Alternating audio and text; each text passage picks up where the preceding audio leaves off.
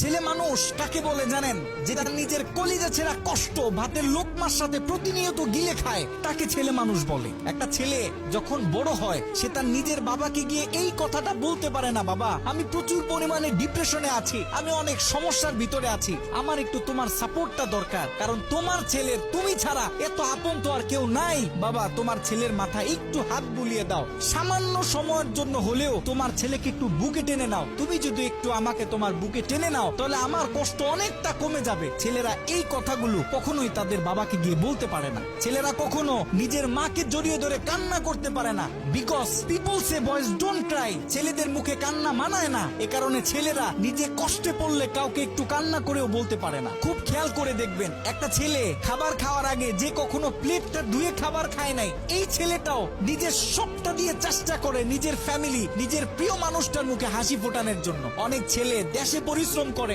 অনেক ছেলে প্রবাসে বছরের পর বছর নিজের ফ্যামিলি, নিজের প্রিয় মানুষের মুখে হাসি ফোটানোর জন্য পড়ে থাকে। দিন শেষে ছেলেদের মুখে হাসি ফোটানোর মতো কাউকে পাওয়া যায় না। আমি মনে করি boys are the best actor in the world. এই পৃথিবীতে ছেলেরা হচ্ছে সব থেকে বড় অভিনেতা, কারণ ছেলেরা নিজেদের বুকে হাজারো লক্ষ কষ্ট পুঁতে রেখেও মুখে হাসি নিয়ে চলে, কারণ সে জানে আজকে আমি যদি ভেঙে পড়ি তাহলে আমার পুরো ফ্যামিলিটা অস্তিত্বহীন হয়ে যাবে।